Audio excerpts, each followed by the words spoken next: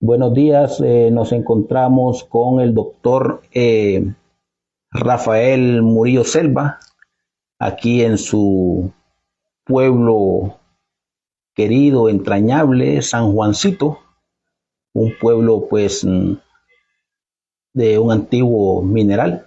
¿Sí? Doctor Rafael Murillo, un gusto tenerlo para la revista literaria Ágora. ¿Cómo está? Pues dentro de lo que cabe, y no es que quepa mucho, bien, ya voy a cumplir 91 años, así es que doy gracias a quien hay que darle gracias por darme esa posibilidad de continuar activo. Sí. Quiero aclarar que yo me crié en Tegucigalpa. ¿Usted nació en Tegucigalpa? Sí.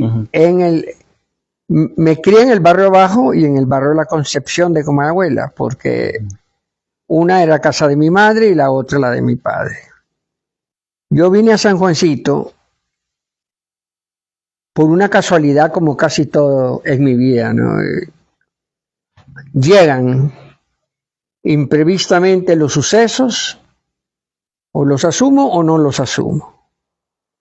Un día fui a la barbería Boston, que era la de donde se cortaba el pelo mi padre, en el barrio Bajo. En uno de esos viajes entré al barrio abajo, a la barbería, y el barbero, que había sido de mi papá y mío y de varios miembros de la familia, era un hombre extraordinario, un contador de historias fabulosos. Y ya quitándome el pelo le dije: fíjate, indio, que ando buscando aquí. Yo venía de Francia, creo, o de Cuba. Ando buscando un lugar en Honduras donde pueda estar solo, huyendo de las grandes urbes en las cuales viví muchos años. Y me dice el indio: pues yo sí lo llevo mañana a mi pueblo. ¿De qué año estamos hablando, doctor? Estamos hablando de los 80, 82 por ahí, 83. En ese momento yo era subdirector general del UNESCO, sí, cuya sede principal está en Cuba, desde antes de la revolución. Las Naciones Unidas decidió dejar en La Habana todavía su sección relacionada con la cultura y con la educación. Por eso yo ya había ido a La Habana, pero en otros menesteres. Sí. Venía de La Habana, viajaba a París con frecuencia, y viniendo de París fue cuando vine a la barbería Boston. Mañana lo llevo, me dice el indio. Vamos pues. Vine. La impresión fue... ¿Pero qué es lo que buscaba usted? ¿De dónde le sale el querer un lugar así como tranquilo? Porque le dije, venía huyendo de las grandes ciudades, sí, aunque me gustan mucho. Usted ha sido un cosmopolita, ha viajado por casi todos los países del mundo, ¿no? O una buena parte de ellos, ¿no? He viajado mucho, sí. Eso es uno de mis grandes placeres. Pero siempre que viajo, también aprendo. Sí. Doctor, ¿usted nació en el 34 o no? Porque es el registro que yo tenía, pero no. La cámara me dice que hay un problema ahí con el registro. Varios. Ajá. Tengo una inscripción en 1934. Tengo otra de 1936. Tengo otra de 1933, que es la correcta. Pero no sé si aparecerá otra en la cual conste que nací en el año 2000, como nunca se sabe aquí. Sí, estamos hablando que usted tiene 91 años. Voy a cumplir 91 años. El 19 de agosto. Sí. 19 de agosto. Sí. Doctor, ¿usted hizo su primaria, su secundaria, universidad aquí en el país? No. La primaria la hice en la escuela Álvaro Contreras, que en ese entonces se encontraba en el mero centro de la capital. Ese espacio lo ocupa hoy un banco, creo. Ahí conocí a la profesora Cayita Márquez, a la que quiero enviarle un mensaje hasta donde se encuentre. Yo era tartamudo, muy tartamudo, por problemas emocionales, en fin, tartamudo. Cayita me tomó cariño, me ponía 2 piedritas debajo de la lengua y así pude desarrollar el arte de la oratoria, que lo tengo casi intacto. Nacido. Claro, sí. Después allí encontré a 2 profesores, el profesor Román Valladares y el profesor Pineda, que me iniciarían mucho en el estudio sobre Morazán. Después, el 5º grado, el último, lo hice en la Escuela Lempira, con otros nombres. Es que ha sido el desmadre institucional del país, ¿no? Sí. Ya la universidad la hice en Colombia. En Colombia. Allá pasé, yo me fui como mecanógrafo de la Embajada de Colombia. Es un puesto que me ofreció el doctor Esteban Mendoza. Fíjese cómo es la vida. Cuando éramos cipotes, muy cipotes, ¿cuánto sería? 10, 12, 13 años. La Cruz Blanca, que es una institución que después no he oído de ella, pero existía en ese entonces, organizó una velada. Y en esa velada hubo incluido un sketch teatral. ¿Quiénes trabajamos en ese sketch? 2 tartamudos furibundos. Como era Ramón Oquelí, un sabio historiador, sí. Una eminencia. Que en paz descanse. Y mi persona. Sí. ¿Cómo a la Cruz Blanca se le ocurrió poner a actuar a 2 tartamudos? Es un berenjenal ese país. Sí. Y una de las personas que asistió a esa representación, tendríamos con Ramón en ese entonces unos, ¿cuánto sería? Unos 15, 14 años. Fue el doctor Esteban Mendoza, pero yo no sabía que él iba a ser ministro. Cuando ya me llegó el sofoco de salir de Tegucigalpa, que es una ciudad por su propia estructura que aprisiona y que no demora en reventar, como lo anuncié, ojalá que no, hace 20 años, que sugerí que cambiáramos la capital de la República nuevamente. Bueno, además bebía trago, andaba en todos los salones donde no hay que andar, y fui donde el doctor Mendoza. Me dice, usted no actuó en un SIDO. Le caí bien al doctor Mendoza y me buscó un puesto de mecanógrafo. Y me dio a escoger en 3 embajadas: Chile, México o Colombia. No sé por qué escogí Colombia, que era el país que menos sonaba de esos 3. Sí. Es la intuición que me ha guiado en la vida, hasta me ha salvado la vida varias veces. Y fue una decisión para mí acertada, extraordinaria. Me fui a Bogotá, trabajaba en la embajada y estudiaba en la Facultad de Derecho de 7 de la mañana a 1 de la tarde y ejercía mi trabajo como mecanógrafo. Es un decir, ¿no? Porque en esas embajadas casi nunca hay trabajo, hay que crearlo. Y así fue como me gradué. Y hoy de pronto es peor. De pronto en aquel tiempo había algo de trabajo, se buscaba qué hacer, y ahora parece que es como una un premio que le dan a alguien para que vaya a vacacionar o de pronto para zafárselo también del bulto, ¿no? Bueno, en ciertos casos, no en todos. Sí, hay sus excepciones, por supuesto.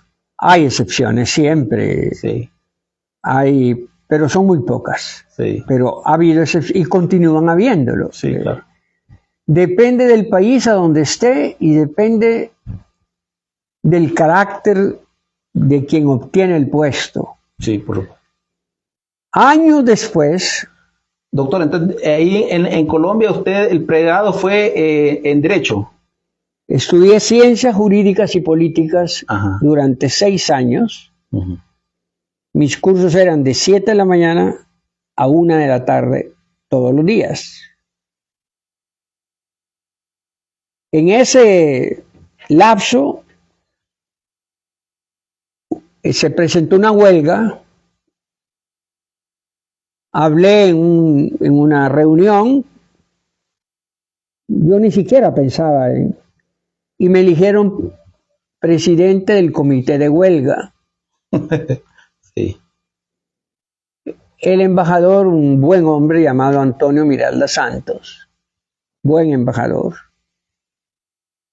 Cuando empecé a aparecer en los periódicos como un extranjero pagado por Cuba para desordenar el país, etcétera, etcétera. El buen hombre de Miralda Santos se reunió con el ministro de Relaciones Exteriores en ese tiempo, Turbay Ayala, que luego sería presidente. Yo no sé qué hablarían, pero cuando llegué a la embajada, el embajador, para protegerme, ¿no? Sí. Me dio $500 en ese tiempo, que era mucho, para que viniera a Honduras mientras pasaba la turbulencia. Y no acepté. Asumí la huelga. Fue duro. ¿Por qué motivo era la huelga? La huelga era por asuntos estrictamente universitarios, porque le habían quitado presupuesto a la universidad para otorgárselos a las universidades privadas. Ese fue el punto fundamental. Y otros. Sí. La renuncia del rector, otras. Pero el punto principal era el financiamiento de la universidad nacional, que ahora tiene prestigio continental. Asumí la huelga, que duró 2-3 meses. Me declaró non grato el gobierno colombiano, al tanto que los universitarios me dieron el honorífico título de ciudadano honorario de Colombia. Qué prestigio, ¿no? Eso fue en los meses de marzo, abril y mayo de 1962. 1962. 61. 61. Me tuve que esconder. Pasé como 2 meses escondido y salía a dirigirla. Y ahí hicimos una serie de acciones de carácter político que sorprendieron a las gentes, como el de no robar, sino el de ocupar los buses que la alcaldía tenía, yo no sé, en Bogotá, buses enormes, rojos. Los secuestramos y los llevamos al campus de la universidad. Fueron 50 buses. Luego hicimos otras acciones. Cuando me declararon non grato, el gobierno del doctor Vida Morales, por supuesto, normal, me quitó del puesto.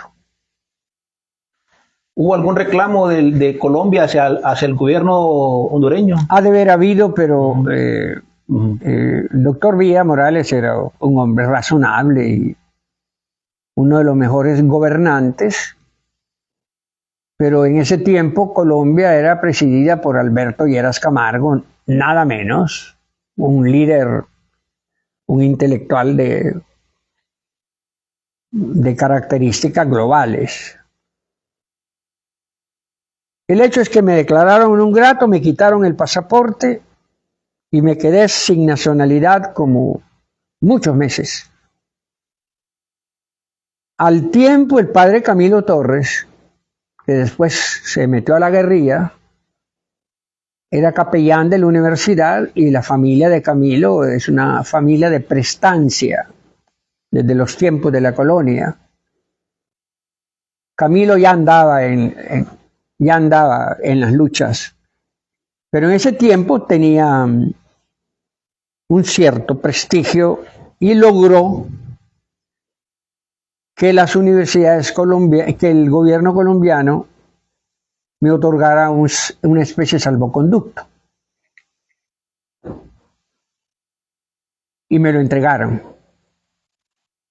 Con la advertencia, me dijo un coronel o un general, viéndome a la cara, así como yo estoy viendo a usted, señor Murillo, me dijo, por órdenes de la presidencia, se le otorga a usted este documento para que pueda terminar sus estudios. Señor Murillo, me quedo viendo, pero no respondemos por su vida si se vuelve a meter en política interna colombiana. ¿Entendió, señor Murillo? Una amenaza implícita, ¿no? Sí. Me quedé. Y allí ya me metí al teatro totalmente en los años finales de mi carrera. Fundamos un grupo teatral que después sería conocido en el mundo, es el Teatro de la Candelaria, cuyo inspirador y director era uno de los más grandes teatristas del mundo, Santiago García. En ese teatro, además de lo que había hecho ya en Honduras, mi actividad teatral comenzó en el Instituto Central, cuando me internaron, porque me expulsaron del Colegio San Miguel. El último año ya no me inscribieron. No me inscribieron, lo que equivalía a una expulsión. Sí. En ese tiempo el Central tenía un internado para los incorregibles de la época. Sí. A sugerencias de mi madre, ella pagaba todo, me interné.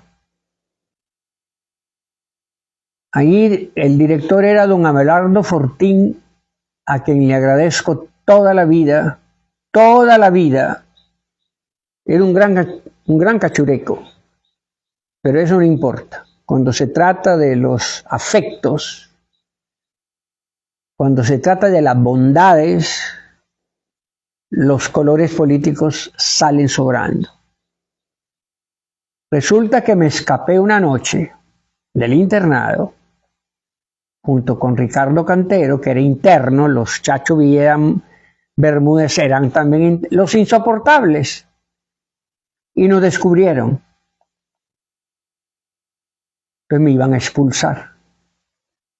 Ya esa segunda expulsión ya no la aguantaría. Y no sé qué hubiese sido de mí si esa expulsión se concreta. Don Abelardo era un gran nacionalista. Mi padre había estado preso durante 5 años. Mi familia liberal, Ese hombre se le ablandó el corazón cuando me linqué. Por pura intuición yo sabía que si esa expulsión se concretaba, iba a ser, porque yo ya andaba en los bares, peleando, me habían hecho balazos, me habían hecho una puñalada en la pierna, en fin. Y don Abelardo aceptó mis excusas, me dio el perdón.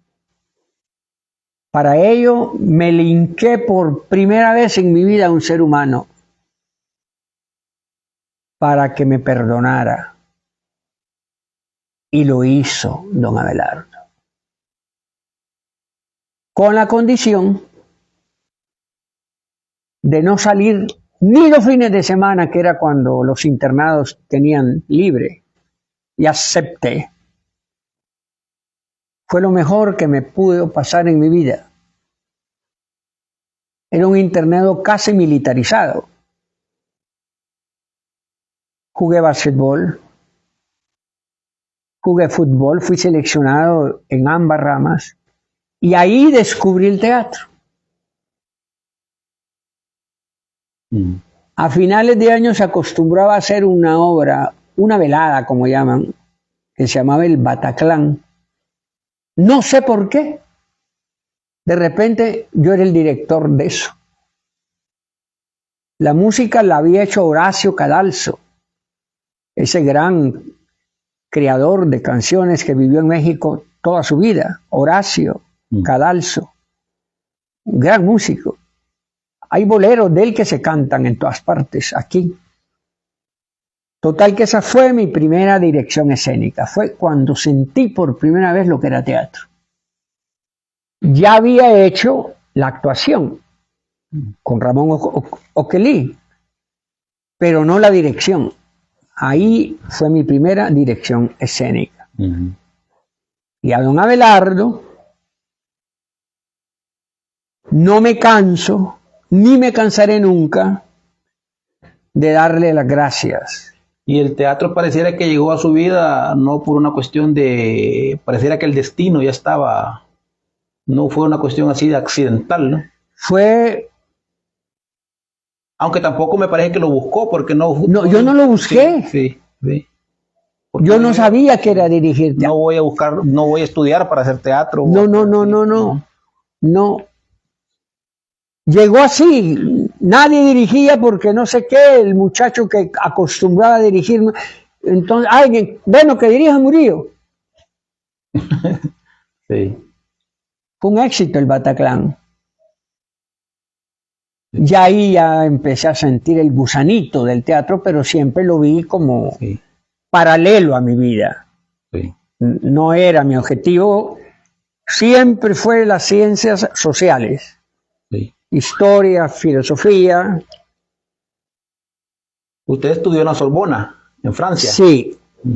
Ahí hice un doctorado en París sobre historia económica. Fue un doctorado, como le llaman en francés, de tercer ciclo. Hay doctorado de un siglo, de 2 y hay de 3. Y hay otro doctorado que es el más alto, es el doctorado de Estado. Yo no llegué a esos niveles, pero sí un doctorado de tercer ciclo. La tesis, ahí la tengo.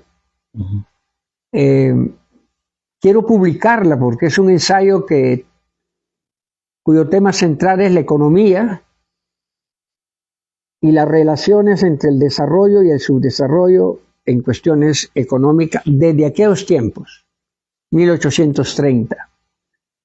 Me parece, aunque no es una obra maestra, me parece que ahora tiene más vigencia en el tiempo que la escribí. Sí, porque hay algunas cosas en nuestros países como que no han cambiado, sobre todo en términos económicos, sociales, una economía feudal, ¿no? Muy... No ha cambiado. No, Honduras no ha desarrollado jamás sus fuerzas productivas como deben de desarrollarse. Aquí tenemos una riqueza enorme en este suelo.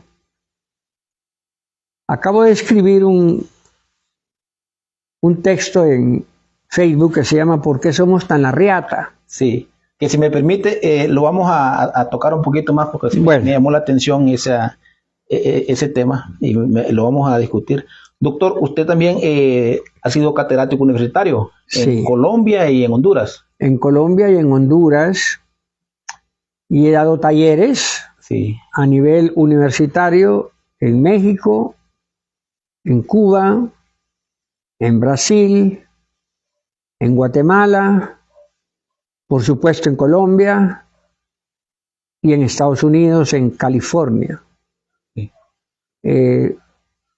talleres y dirigido teatro. Sí. En Estados Unidos, en California, una bella experiencia. Daba charlas y montaba obra que se llamó Sebastian Go Shopping, es decir, Sebastián sale de compras. Es una de las primeras obras que yo monté ya cuando mi regreso en el 70, es de un actor guatemalteco. Le añadimos y le quitamos cosas. Es una obra extraordinaria, al menos las ideas, contra el consumismo globalizado que se nos venía encima. Desde 1960, el siglo pasado, Manuel José Arce, dramaturgo guatemalteco, ya está anunciando lo que vendría después a Honduras y Guatemala 40 años después. El consumo irracional. Irracional, sí. Vivir para consumir, en la cual se vende todo. Hasta el amor le puse en tiempos de la mercancía. Sí.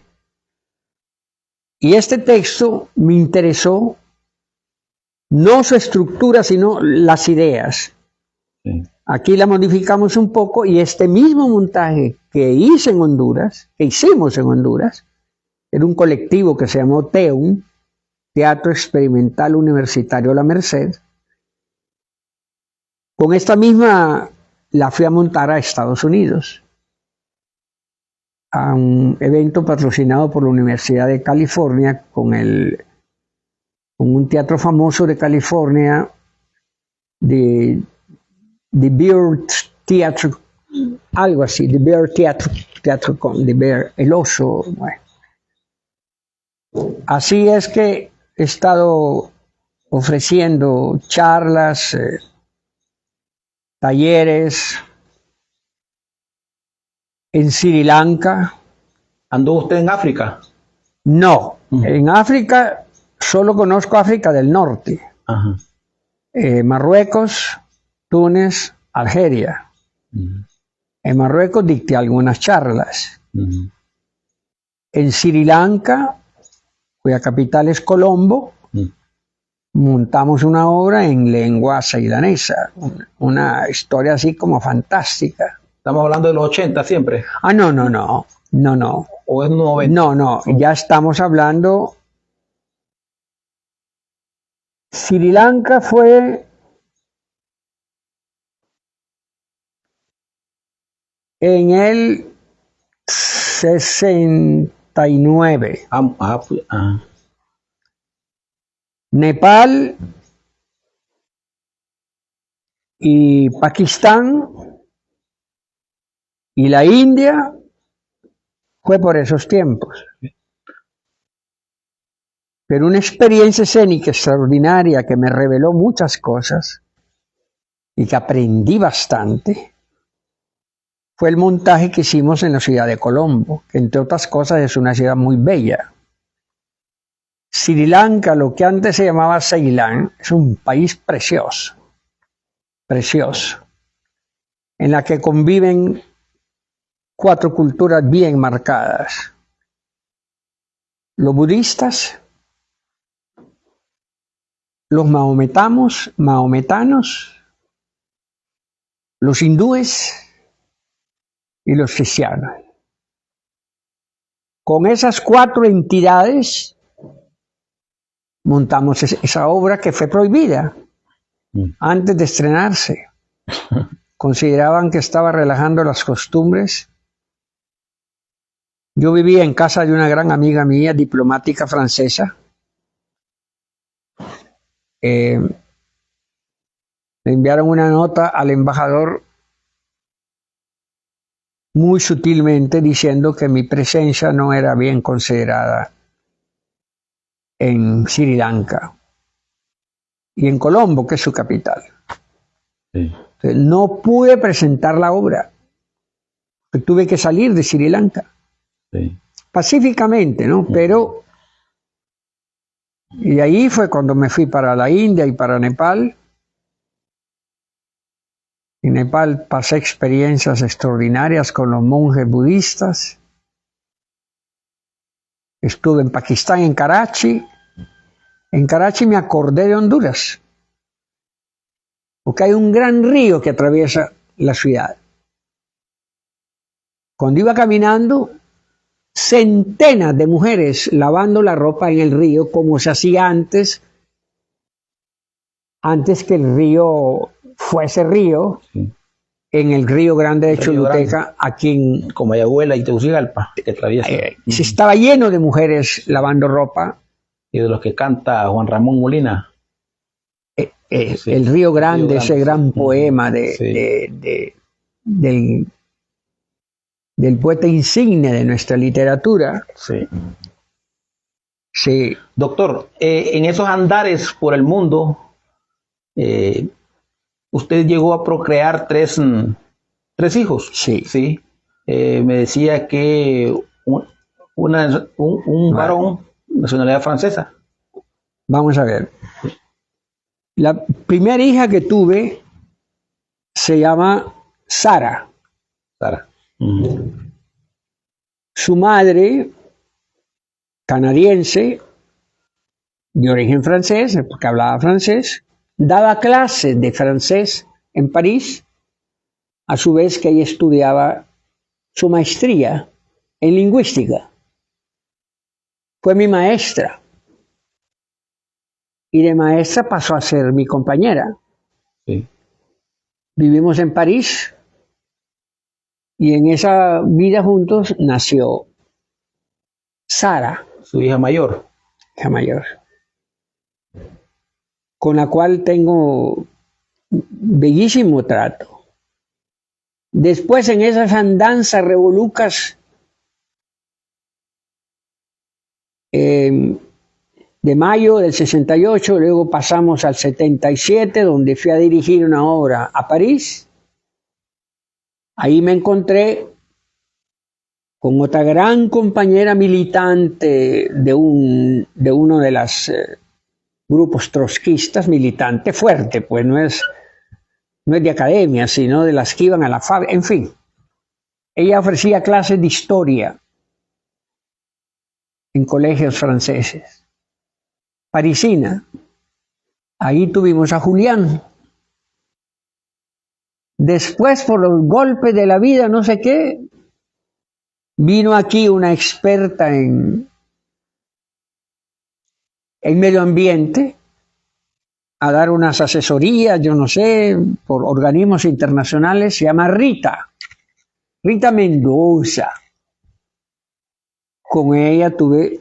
Brasileña. Brasileña, pues brasileño. Aquí se procreó esta niña que se llama Dora, que ahora es bailarina profesional. Sí.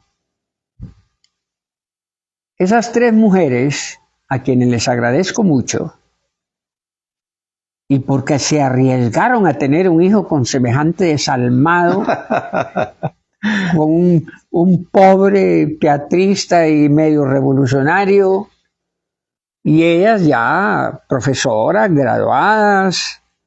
Académica, las tres. Las tres, después pensé, recientemente, porque eso no se piensa, el amor llega y uno se va. Sí. No se pone a pensar más. Sí.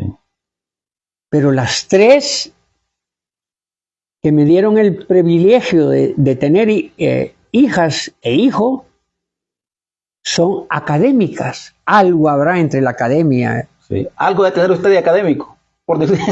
O de loco porque se rompían las estructuras académicas al andar conmigo. Bueno, el hecho es que nunca mentí, advertí a tiempo que yo no había nacido en ese tiempo para formar hogar, que no era mi carácter y que estudiaran bien si debían o no tener esos hijos. Las tres dijeron que sí, que lo iban a tener y me absolvieron de toda responsabilidad, aunque no fue así. Sí, claro. Sí, sí. Una vez nacido, yo fui a Brasil, fui a Francia, atendí el nacimiento de mi hija, traigo a mis hijos cada vez que puedo aquí. ¿Tiene comunicación con ellos, doctor? Sí. Maravillosa. Vienen aquí. Cuando vienen, ¿qué es lo que alquilo? Cuando tenía pisto, ahora estoy acabado, deschambado. Alquilaba un bus de un señor de Valle de Ángeles. Alquilaba el bus por 10 días. Y nos íbamos con las compañeras, los hijos y aún con los maridos actuales de las compañeras, pero eso ya desapareció. Sí. Mis hijos han venido aquí por esfuerzos míos y también decisión de sus madres, como 10 o 15 veces. ¿Usted ha procurado tener que ellos conozcan el país? Que lo conozcan y lo amen, en caso que lo amen. Sí. Esa es me parece que de esta manera cumplí un poco con la responsabilidad de ser padre, ¿no? Porque uno dice, bueno, usted tenga el hijo y allá verá, pero mentira, cuando nace el hijo uno también entra en eso y trata. Hay un amigo suyo que uno de sus poemas decía, que por cierto miré una fotografía ahí con él, un amigo suyo, Roberto Sosa, en uno de sus poemas decía que es fácil traer un hijo a este mundo, pero lo difícil es darle la dimensión de un hombre o de una mujer verdadera, ¿no? Ese es un texto maravilloso de Roberto Sosa. El más grande poeta. Gran poeta. En los últimos. Tuve el alto honor de conocerlo. Sí. Pues esa es la historia. Sí. Doctor, usted ha publicado varios libros, también ha publicado ensayos. Sí. Y de los libros, usted también tiene una pieza teatral que se llama Lubabagu. Lubabagu, sí. O Al otro lado, lejano. Sí. ¿En qué consiste esta? Porque tuvo mucho éxito, ¿no? Y sigue siendo vigente. Enorme. Sí. ¿Puede contarnos, doctor, en qué consiste? Sí. Le voy a decir primero, esa obra no fue comercial, como muchos creen. Ese trabajo ahora ha sido objeto de tesis de doctorado en Francia, en París, en la universidad, y en Costa Rica. Hace poco me escribió una persona de Holanda y se graduó de la maestría con un trabajo sobre esa obra. Lo mismo otra maestría en España, para señalarle que aunque no se hizo dinero con esa obra, su estructura es tan especial que ha sido objeto de estudios en centros de enseñanza de varios países. En Estados Unidos, un gran profesor norteamericano publicó un ensayo maravilloso. Bueno, ¿cómo se hizo Lubabagu? ¿Por qué se hizo Lubabagu? Le cuento, por primera vez cuento esto. Me invitaron la Corporación Colombiana de Investigaciones Folclóricas en el año de 1975. Me invitó a que fuera a dirigir una obra de teatro denominada El Bolívar Descalzo. Me entusiasmé. Soy un admirador de Bolívar, como de Morazán, como Martí, como Sucre, sin limitaciones. Me fui a Bogotá. ¿Quién me escribió eso? El doctor Manuel Zapata Olivea, gran literato colombiano y doctor médico. Me fui a Bogotá. El proyecto era hacer esta obra con campesinos y campesinas. Después de 2 meses de andar por los Andes, yo escogí un sitio en la cima de los Andes, a a 4.000 metros de altura, un poquito menos. No, estoy exagerando. 3.000 y algo. Se llama Tibasosa. Bueno, ahí reuní los campesinos, caminé como un mes por toda la montaña, haciendo entrevistas a la gente del pueblo sobre lo que pensaban de Bolívar y su campaña. Trabajo de campo. Resulta que esos campesinos y campesinas, sus abuelos, sus tatarabuelos, habían militado en las filas libertadoras. Entonces ofrecían datos que ningún historiador los ofrecía, como que allí en esa casa el libertador tuvo amores con fulana de tal y se bailó antes. La historia cotidiana de Bolívar. La tradición oral, ¿no? Pero de carne y hueso. Sí. Aquí estuvo, aquí enamoró a tal, por aquí pasó, por allá bajó, la batalla fue así, esa noche bailó.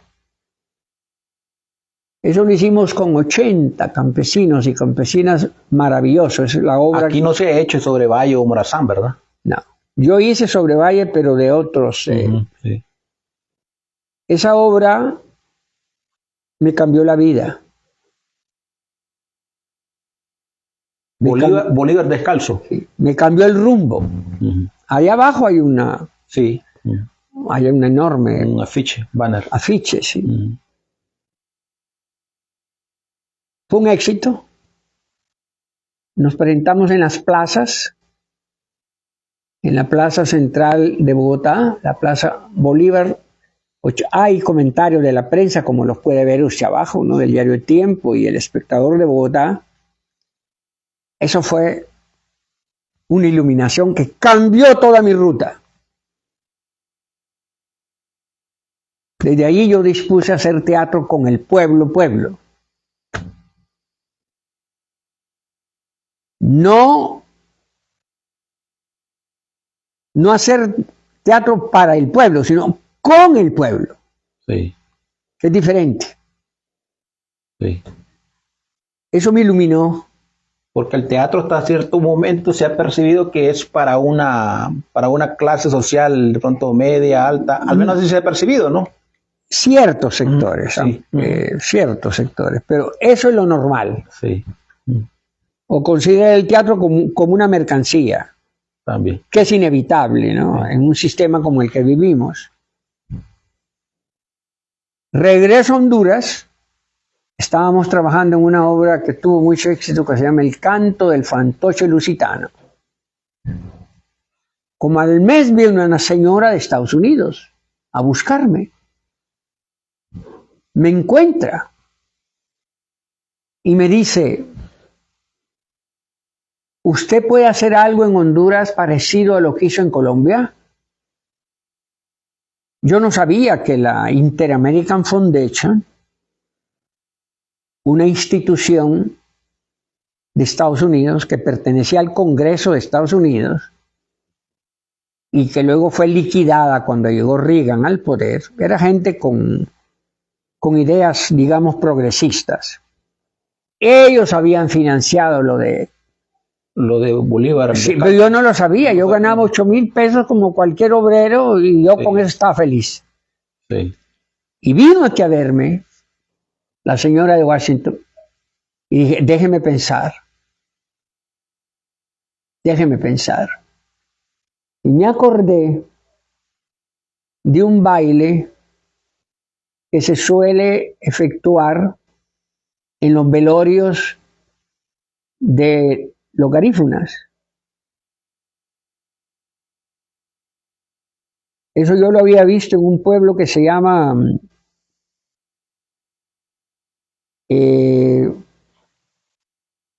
San José de la Punta, ya en los linderos con la Mosquitia. Yo quedé impresionado con ese acto que era ritual toda la noche. Sí.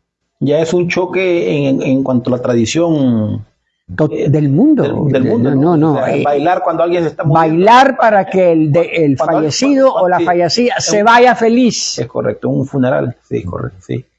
Yo no había visto eso nunca en ningún lugar del mundo. Sí. Ni en la India. Yo había visto funerales en la India cuando quemaban el cuerpo. Yo los vi. En el río Banares, bueno. Y le dije a esta señora, pues sí, podemos intentar hacer un trabajo con una etnia que existe aquí en Honduras que se llama la garífuna. Como yo no tenía ONG, nunca la he tenido, me obligaban a buscar una organización que administrara ese proyecto y ese dinero. Sí. Entonces no se me ocurrió otro que Juan Ramón Martínez. Juan Ramón Martínez. En ese tiempo tenía una ONG que se llamaba ACEPADE. Total que ellos se encargaron del proyecto, yo me importé y me fui a vivir a Guadalupe, cerca de Trujillo, a 15 kilómetros de Trujillo, sin agua, sin energía eléctrica, sin calles. Un año. Un año estuve en la Guadalupe. En el poblado de Guadalupe. Vino mi amiga francesa, amiga de 30, 40 años, una famosa actriz francesa, Mimi Barthélemy, ella fue el asistente. Pero ahí vivimos. No era de ir los fines de semana a dar talleres, no, vivir ahí. ¿Es en la comunidad Guadalupe Carney? No. No. Otra, Guadalupe. Guadalupe Carney es después de Trujillo. Ajá, ok. Sí. Guadalupe es Santa Fe, San Antonio, Guadalupe. Como regresando a Ceiba. Ok, entiendo. Fue otra experiencia que me... ¿Lo reventó? Me reventó. Sí. Me dieron 2 paludismos para comenzar. O sea que un derrame cerebral porque la pelea fue muy dura. Nunca como en Colombia. O sea que no reventó, o sea, espiritualmente las entrañas, sino que físicamente también salió. Y luego, salió afectado. Y luego trabajar con 35, 30 actores y actrices colombianas, hondureñas, garífunas, algunos de ellos y ellas analfabetas. Yo les hice aprender a leer dentro del proceso teatral. Pero en ese tiempo todavía no se había desarrollado el soporte audiovisual, ¿verdad? No. René Poc ha hecho un... Ajá. Se lo recomiendo. Se llama Hasta que el teatro nos hizo ver. Es precioso. Ajá. Es un reportaje de René que dura 50 minutos. Muy bien. Esa otra experiencia con el pueblo también sacudió mi vida. Son experiencias fuertes, porque tuve que pelear contra gentes que querían aprovecharse, contra líderes políticos de las aldeas vecinas que venían aquí, venían allá a decir que yo era comunista, otros decían de que yo les robaba a los garífunas, otros, ya sabe cómo es Honduras. Sí. Y en las condiciones naturales del lugar, ¿no? Sin agua. Sin agua, alquilando una piecita de manaca muy bella, sin energía eléctrica. Había que ir al río para traer agua. Y a través de la obra, con los frutos que dio la obra posteriormente, se puso la energía eléctrica, se instaló el agua potable, se abrió la carretera hacia Trujillo y terminamos con 16 casas nuevas para el grupo base, que yo llamaba, es decir, los que estaban siempre. Sí. Así terminó el lugar. Sí. Fue un esfuerzo gigantesco. ¿Ha vuelto a ir a esa comunidad, doctor? Siempre, hace parte de mi vida. Sí. Esa obra, como yo escribí el texto, el Bolívar Descalzo lo había escrito, pero se perdió. El guión, Sí. Lubao es teatro.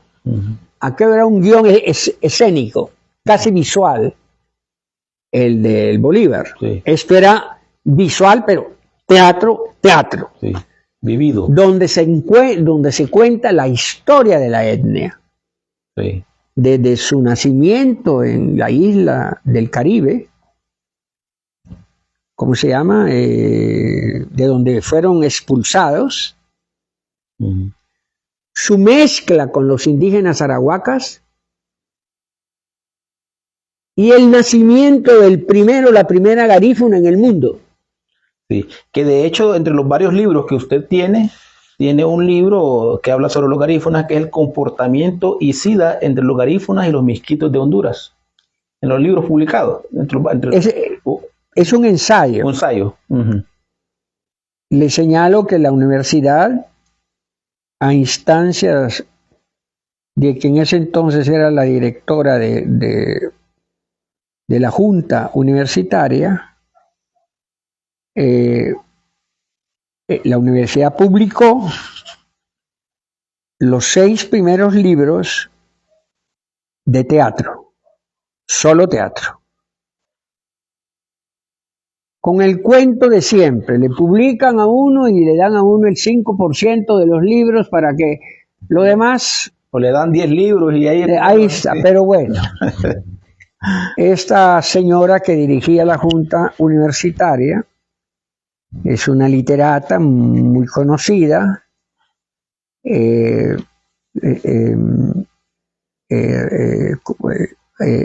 Aleida Romero.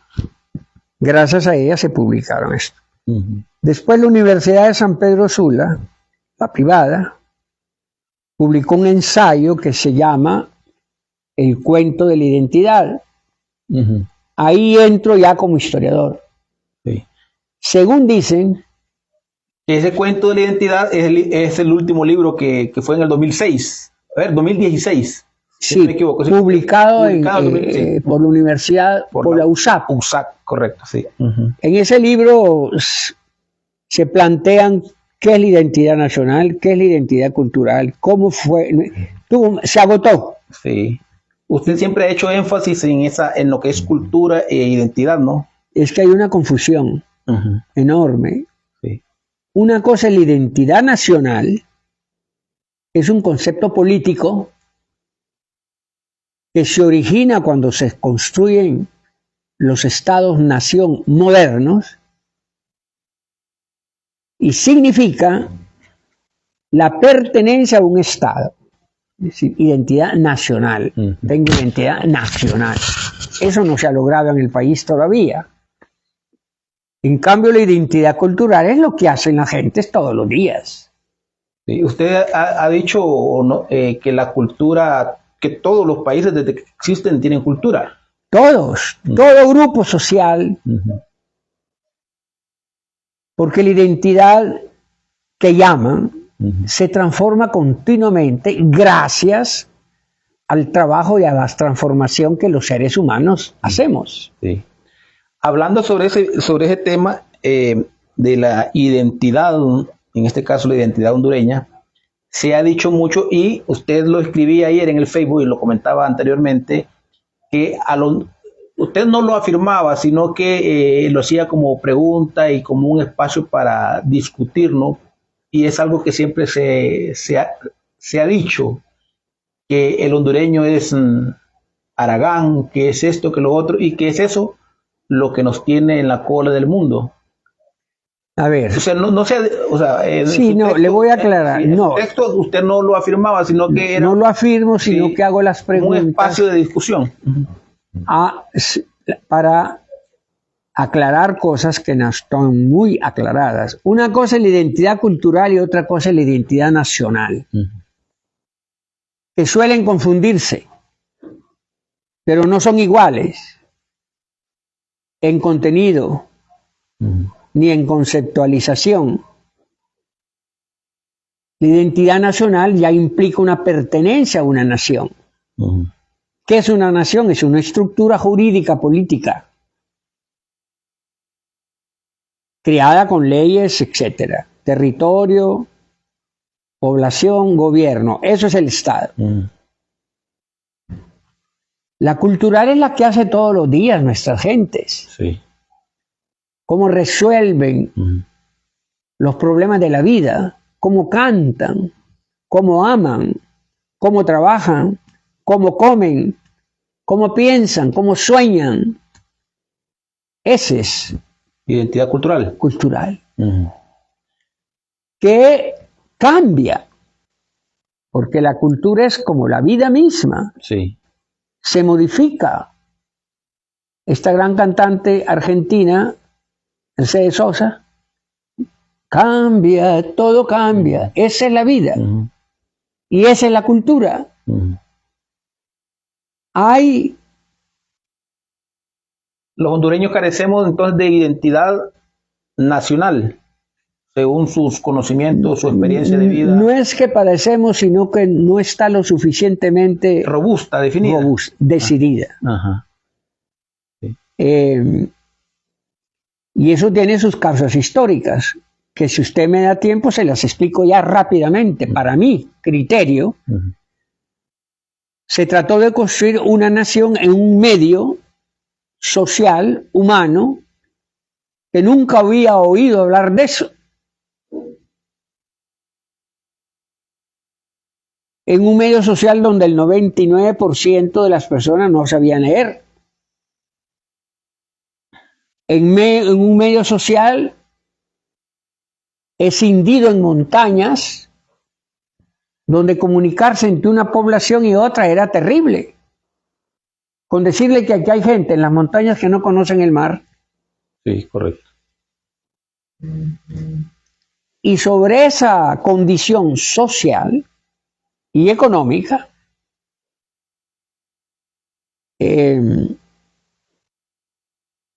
se dispuso crear un Estado-nación,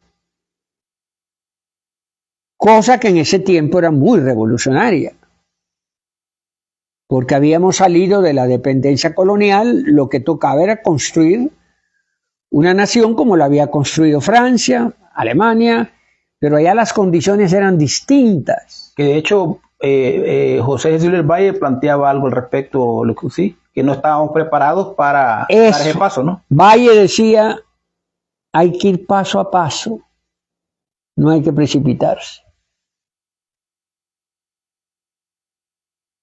¿Quién hizo las revoluciones llamadas burguesas, que fueron en su época revolucionarias?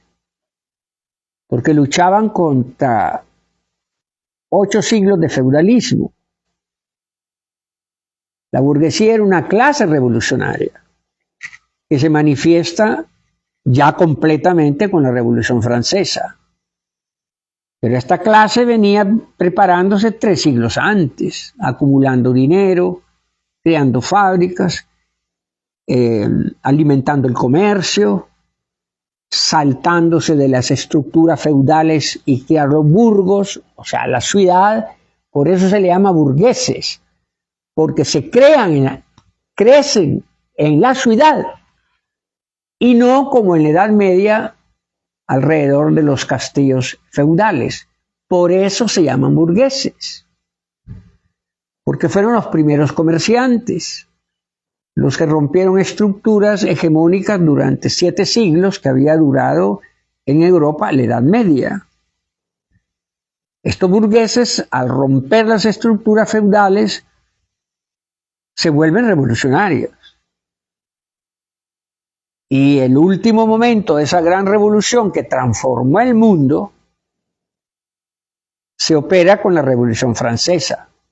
Pero había una clase burguesa ya fuerte. Aquí no había clase burguesa. Aquí habíamos, en todo Centroamérica y en otros países de Sudamérica, unos cuantos criollos bien intencionados y que se abanderaban en estas nuevas ideas de crear un Estado-nación, de vinculado de la educación religiosa, libertad de prensa, libertad de pensamiento, la prominencia del individuo, y no como en la Edad Media, que la prominencia era la servidumbre. Con la revolución burguesa se forja el individuo como lo conocemos, creador, investigador, libre pensamiento, etcétera, etcétera. De ahí nace el arte, todo de Miguel Ángel, la revolución plástica en Italia. Eso es lo que hace la revolución burguesa. Genera la máquina del tractor, se inventa la imprenta, aparece Gutenberg, toda una revolución en todos los órdenes. Se publican los primeros libros desde que Gutenberg inventa la imprenta. Se sueltan los lazos de la visión feudal, no en su totalidad, siempre hubo excepciones, que era en bloques. Y para quienes el centro del mundo era el papado. Y la Tierra, alrededor de la Tierra giraban todos los astros. Y como el papado es el centro de la Tierra, entonces el centro del mundo es el Vaticano. Sí. Esa era la lógica. Sí. Apoyada por los señores terratenientes, que tenían a su cargo 100, 50, 200 agricultores que trabajaban para este señor. Eso se corta con la revolución burguesa. Aquí no hemos tenido eso. No hemos tenido, sí, por una razón muy simple, no había burguesía. Sí. No había un poder burgués. Sí. O sea que nuestra realidad económica, social, no es una cuestión que se pueda resolver, el cambio no es una cuestión que se puede resolver de la noche a la mañana. Es que tampoco es, no es una cuestión de que se puede, culpa de un gobierno particularmente. Es un proceso histórico que tiene forzosamente sus raíces, su desarrollo palpables. La revolución burguesa es la revolución de los comerciantes. Sí. Es la revolución de la venta. Es la revolución de los bancos. Se crean los bancos. Nace la ciencia como la conocemos. Doctor, pero el pueblo como tal ha hecho sus esfuerzos de liberación. En Europa sí, porque el pueblo también se beneficia con estas revoluciones. Ya no pertenece a un aristócrata, ya no a la servidumbre de trabajar para un señor feudal. Este hombre ya puede moverse, ya puede ir a la ciudad, ya puede trabajar en una fábrica, sale del campo, con todo, por supuesto, las contradicciones que esto tiene, sí. Porque es la clase burguesa la que genera la clase proletaria. Y a su vez la clase burguesa se sostiene por la clase proletaria. Sí. Pero esto va creciendo hasta que llegan a las grandes revoluciones de Francia, luego la gran revolución de los comuneros en París, y luego la gran revolución rusa. Antes Inglaterra había hecho una revolución de carácter político con los tres poderes del Estado, ejecutivo, etcétera, etcétera. En ese proceso histórico, ¿en qué situación se encuentra Honduras? ¿Hay algún avance según el doctor Murillo Selva? ¿Estamos en un proceso de liberación o estamos sin que pueda cambiar el panorama? Lo que tenemos, yo no puedo dar juicios absolutos sobre eso, pero sí puedo decirle que en tiempos de la independencia, que llaman, el 98% de la población era analfabeta. Y ni siquiera analfabeta, sí, analfabeta y campesina. La Revolución Francesa, la Revolución burguesa, nace de los burgos, es decir, de las ciudades. Aquí no había ciudad. Comayagua tenía 5.000 habitantes, o 6.000. Tegucigalpa, 5.000. No habían colegios, solo había uno en Comayagua. Y luego se canceló porque no le pudieron pagar al profesor.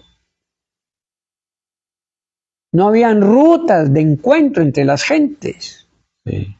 Usted vivía digamos, en las montañas de la Tigra, y allá a los años caminaba hasta Cantarranas. Y una nación se establece, una nación al estilo tradicional, pues hay otras, de acuerdo a una realidad concreta. Sí. Y no es el caso de solo Honduras, toda América Latina. De hecho, ahí iba, de hecho, el gran zarpazo de pronto como nación fue el dividirnos, ¿no? Como a Centroamérica, Guatemala por un lado, Costa Rica por otro lado, El Salvador, Honduras. De pronto sí hemos luchado por mantener esa federación. Esto que le estoy contando es real en todo el continente. Sí, sí. Con la diferencia que en México, en Buenos Aires, sobre todo, en Perú, en Colombia, había una clase de comerciantes y burgueses más o menos fuerte, que se hacen cargo del país. Y aún así, pasaron como 50 años de revolución en Argentina, entre federalistas y centralistas, 50 años de guerra en México hasta que vino la revolución de 1910. Ya Bolívar lo había previsto. Morazán, cuando regresa de su exilio en Perú y desembarca en el puerto de la Unión o de la Libertad en El Salvador, hay que leer ese documento que es importantísimo. Él dice, da a entender que habían errores en su concepción política y que estaba dispuesto a modificarlo. Igual le pasó a Bolívar. Igual le pasó a Sucre. Bolívar murió diciendo, haré en el mar. Sí, sí, sí. Sucre igual. Sucre dice, en una conversación que tuvo con Bolívar, según García Márquez en su libro El laberinto del general, hablan Sucre y Bolívar, y Sucre le dice, no, general, esto nuestro de república, no hay tal, aquí lo que hay que poner es un domador de animales. Así le dijo Sucre a Bolívar. Y aquí hay que estudiar ese discurso de Morazán cuando llega del Perú.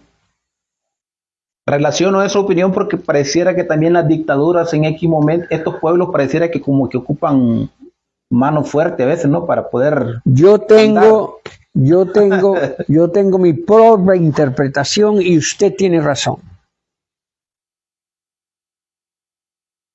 Argentina, mal o bien, se estableció ya más o menos con su dictador famoso Rosas. 30 años en el poder. México, con Porfirio Díaz, otros 30 años. Perú, con otros 20 años. Estos señores quizás se dieron cuenta que crear las instituciones para originar una república en esas condiciones culturales necesitaba una mano fuerte. Aún así, en Argentina hubo luchas entre federalistas y unionistas en tiempo de Rosas. Hubo guerras terribles, y no digamos en Colombia, la guerra de los 100 días, entre liberales y conservadores, y no digamos en Honduras, 100 años de guerras civiles casi. ¿Cómo va a establecer usted un Estado que se llame como tal en esas condiciones culturales, sociológicas y económicas? En Guatemala, antes de Ubico, estuvo otro gran dictador y se echó como 20 y pico de años. Nicaragua, el liberal Zelaya se mandó como 12 años. En Honduras, Carías, 16 años. Salvador, con Rufino Barrios y otros, otra tandanada de años. Y el último, el que murió aquí en Honduras, 16, 20 años. ¿Qué le está indicando eso?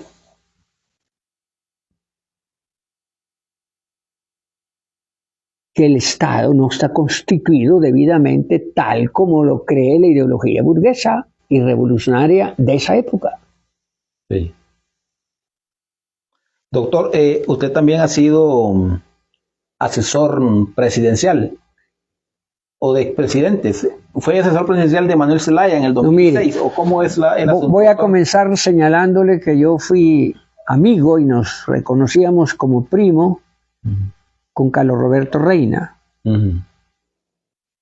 Pero a él no lo asocié, sino que éramos amigos y conversábamos.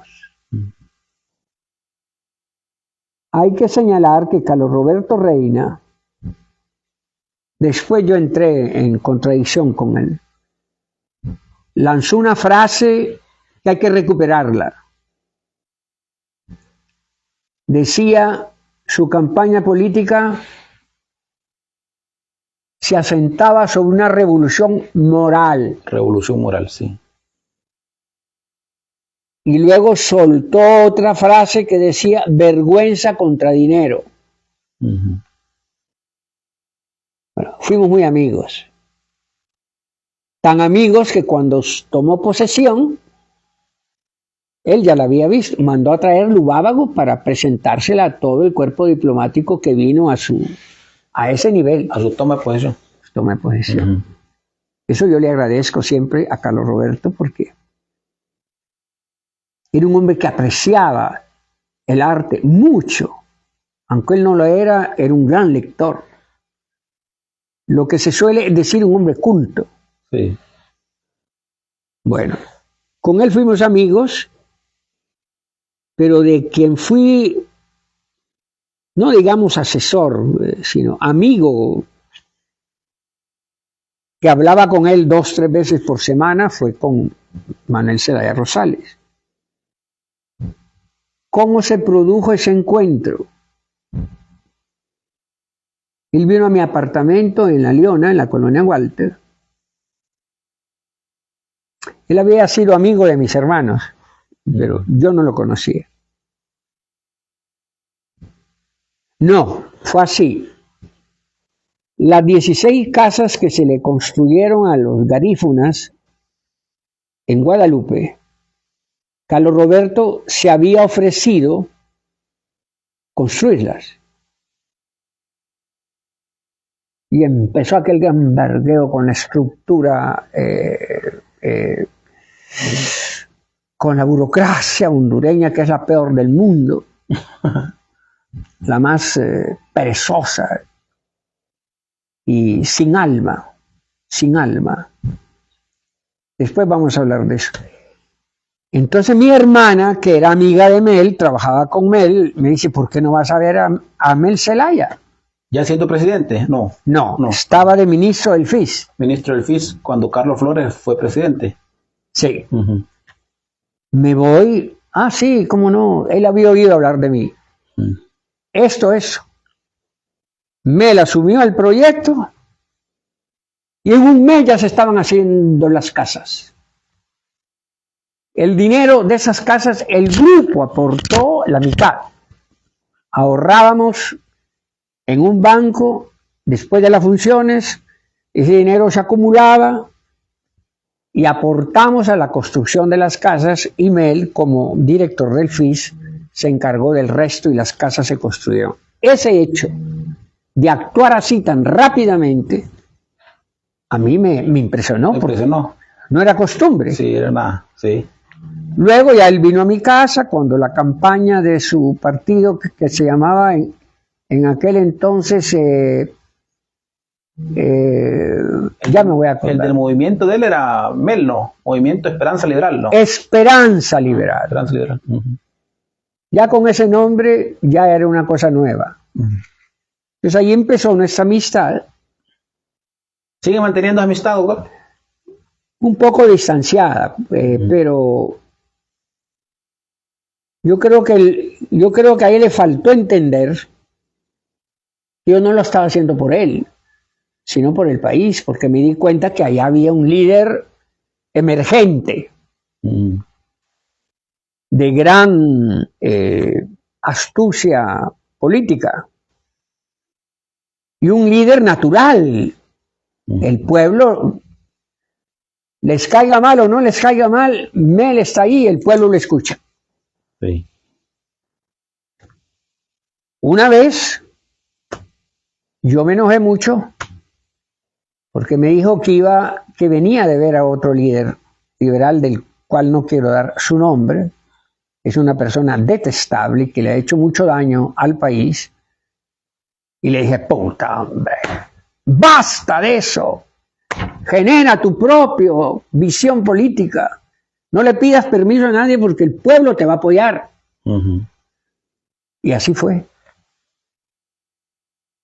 Luego vino a la fundación de Libre, del cual soy uno de sus fundadores. A propósito de ese comentario que usted hace de ese líder, aprovecho para solo comentar que he escuchado que Mel tiene una cierta competencia con un expresidente por quién es el más líder, y pareciera que Mel en estos tiempos como que ha superado a ese expresidente. No estoy diciendo que si es ese líder con el que usted dice que le ha hecho daño. No quiero entrar en detalles. Sí, solo quería comentar ese dato porque hay, es cierto, hay una cierta competencia. Es cierto. Mire, es que nuestro país ha caído en manos de la delincuencia política. Y no solo eso, de ignorancia enorme. Y no solo eso, del ascenso de un caudillismo que ya no tiene sentido si se formula con los códigos anteriores. Nadie quizás, ni el empresariado le ha hecho más daño a este país que su clase política, que no es clase. No sé por qué le llaman clase. Clase, la clase obrera. Sí. Clase, la clase burguesa. Estos son una especie de pandillas. Sí. Y dentro de ese mundo, Mel de Escoya, por supuesto, ha roto las estructuras políticas tradicionales, tiene un vínculo con los sectores populares, quiere ayudar, y Xiomara mucho más. En una oportunidad dije que Xiomara era puro corazón y está haciendo, a mi juicio, y dentro de lo que puede, en este espacio podrido desde hace tiempo, está haciendo el bien.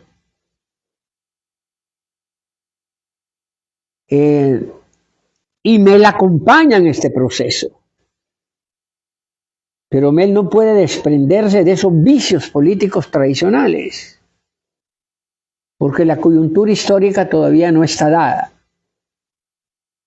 Pero lo que ha hecho es un esfuerzo por romper una dictadura no de una persona, sino de dos partidos, que manejaban el botín del Estado, turnándose cada uno 4, 5, 6 años, a excepción de Carías, que eso puso garrote, y fueron 16 años de bendita paz, Sí. decía Carías, y la oposición decía paz de los cementerios. Sí, la paz de los cementerios.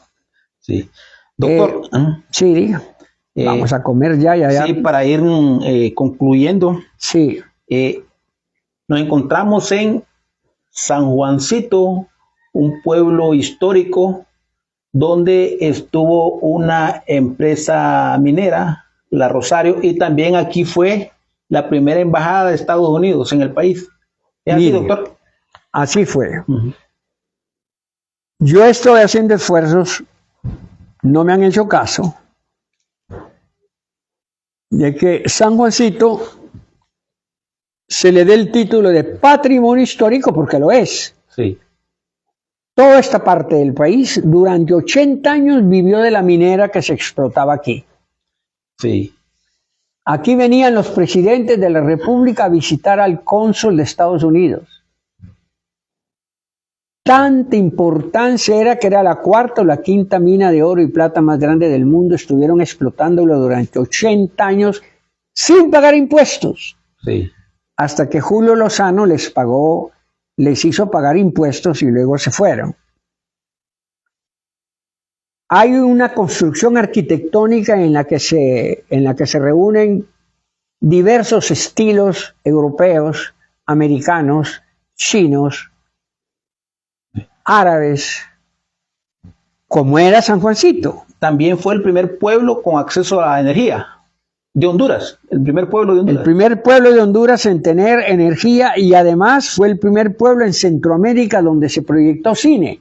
Ah, correcto, sí. Teatro América tengo acá.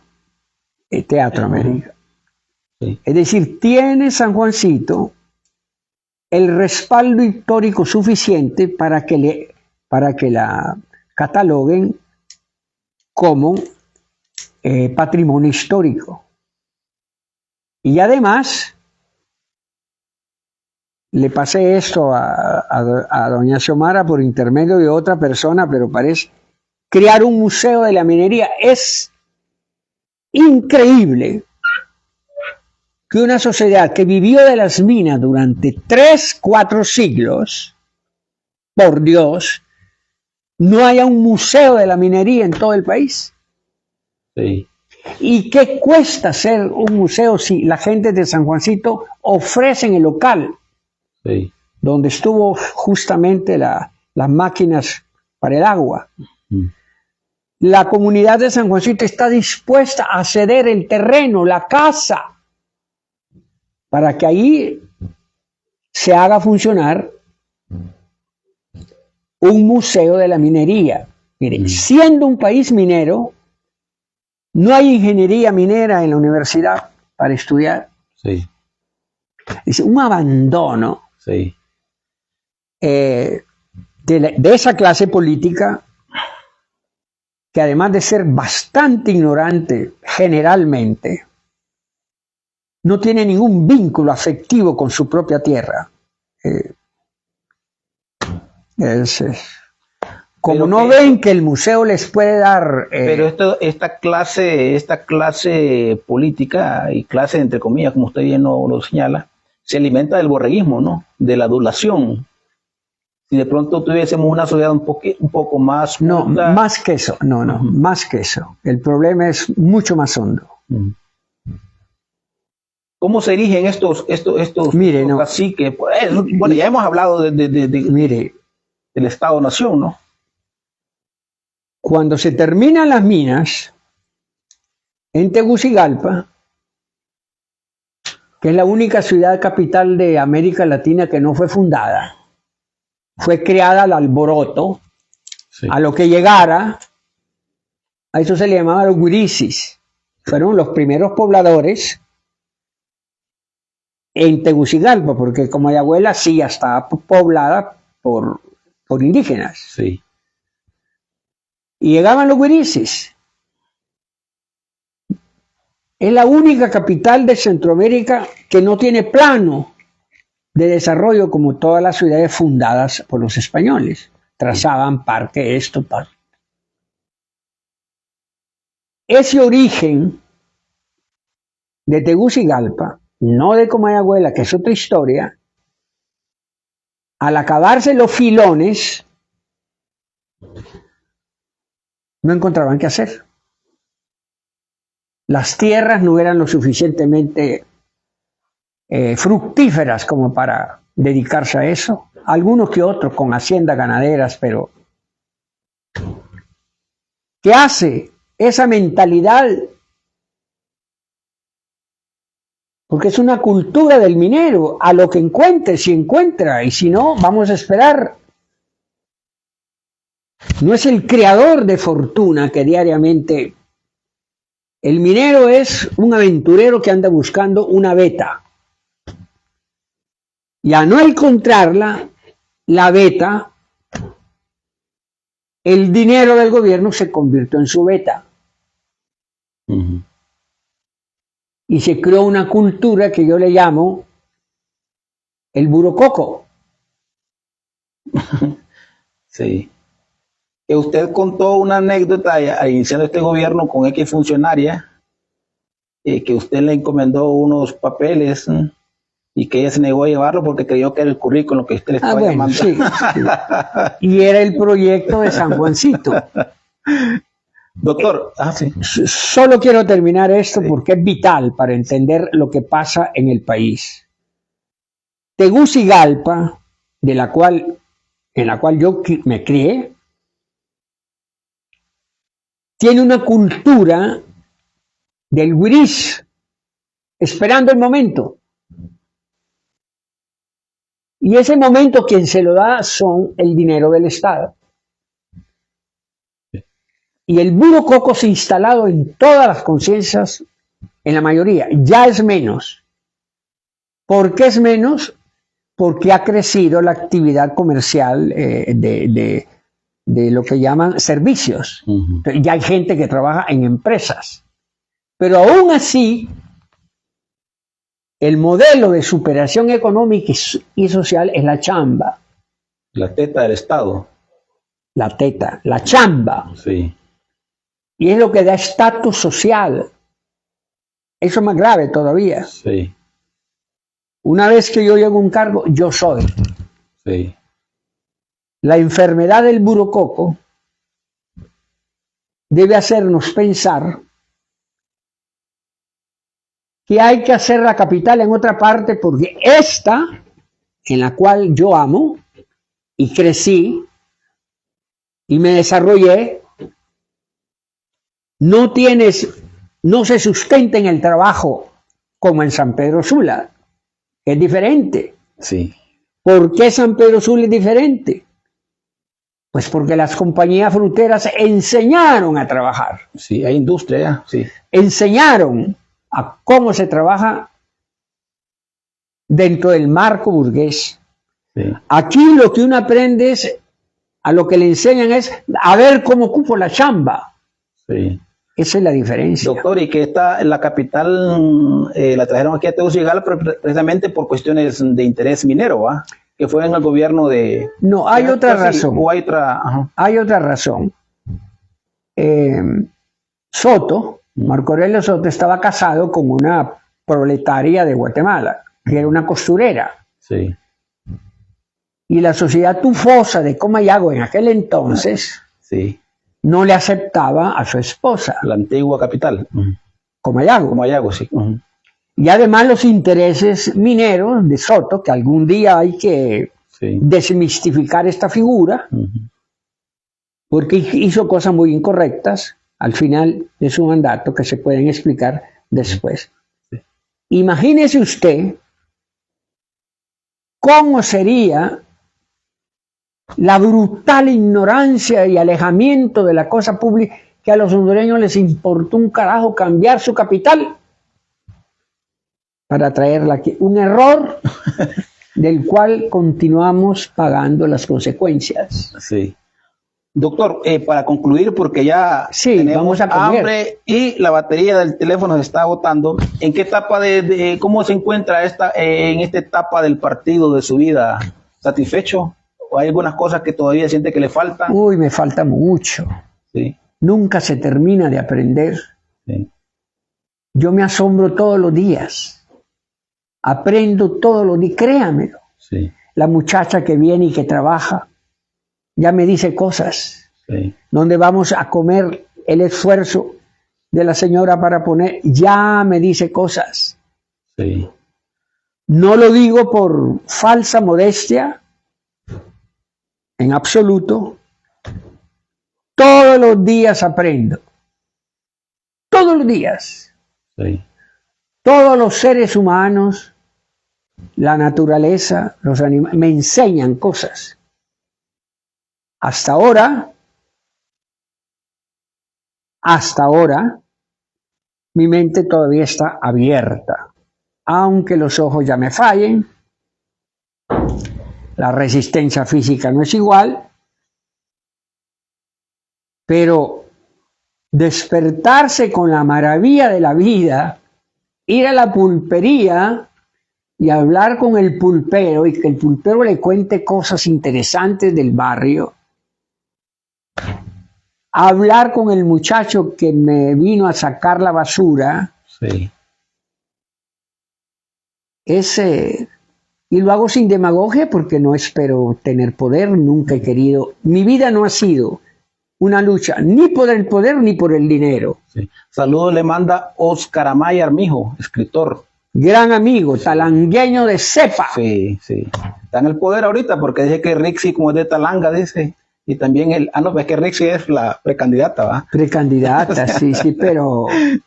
Sí, saludamos ahí muy bien, Oscar. Muy sus bien. palabras finales para el programa. Es previo a agradecerle que nos haya concedido esta pequeña conversación para... Si es todo lo contrario. Sí.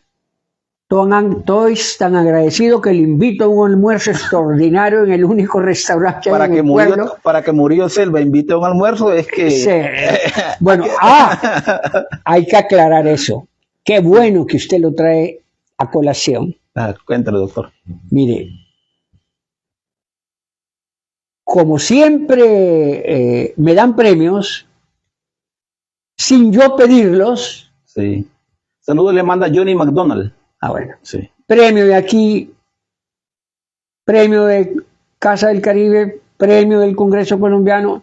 ¿Para qué? Ya no acepto más porque eso genera unas envidias brutales. Usted no sabe el encono que es Tegucigalpa. Hay que ser Tegucigalpa para entenderlo. Y se disparan a usar la lengua como arma para desprestigiar. Una de esas es eso. Sí. Se regó que yo era tacañísimo. Pero ¿cómo voy a ser tacaño si nunca he tenido? Otra dicen, en otra ocasión yo estaba en Guadalupe, me llaman, puta Rafael, no te has muerto. Me han matado ya como 3 veces, que me ahogué en tela, que naufragué. Mire, no lo digo esto ni con odio ni con nada, porque al fin de cuentas yo soy yo ya. Tegucigalpa es por su propia miseria económica y por su propio vínculo con el Buro Coco, se ha doctorado en insidias y calumnias para desprestigiarme. Yo recuerdo que en una época se decía que era tan tacaño. ¿Cómo voy a ser tacaño si nunca he tenido? Y además se dijo que yo explotaba los garífunas, hasta que una vez saqué un documento firmado por todos los garífunas que se publicó en el diario El Tiempo y en la prensa, donde decían más bien todo lo que yo les había ofrecido. De mi salario, hay veces yo pagaba el envío de una persona al hospital. Y así, aquí, las lenguas viperinas que abundan. Han dicho que usted es tacaño. No solo tacaño, hasta agente de la CIA. Y luego vividor. Sí. Hasta que le dije a unos amigos, nunca más me den un premio porque eso me genera enemigos gratuitos a montones. Ahora que tuvieron a bien el Registro Nacional de las Personas para sacarme como una de las 200 personas más importantes en la historia del país, cosa que yo no pedí, y me gustó, bueno, ahí estoy. No tiene idea usted las llamadas telefónicas de odio. Ajá, ¿está contento que lo hayan puesto ahí? Puta, usted sí sabe ganarse a la gente. Sí. Y como tengo un temperamento fuerte, Sí. lo que hago yo es cortar. Sí. No me meto a esas cosas. Sí. No ando metido en chismes, ni en corto. Sí. Y ahora, como dijo Saramago en una ocasión, me acuerdo de él, entre más viejo, más radical. Sí, ya no hay tiempo para andar. No, más radical. Sí. Sí. Tengo amistades que corté de tajo, amistades de 20 años, ¿por qué no? No debo contaminarme con ese vicio de Tegucigalpa, que es un vicio, hace parte de la identidad cultural. El bajo Sí. y la envidia Sí. brutal. Sí. Bueno, Ok, bueno, lo invito a comer, aunque digan que soy tacaño, lo invito a comer a un gran fasto. hemos conversado con el doctor Rafael Murillo Selva hoy, 17 de mayo de 2024. Gracias, doctor. Muy amable. A la orden, hombre, a la orden. Gracias a ustedes.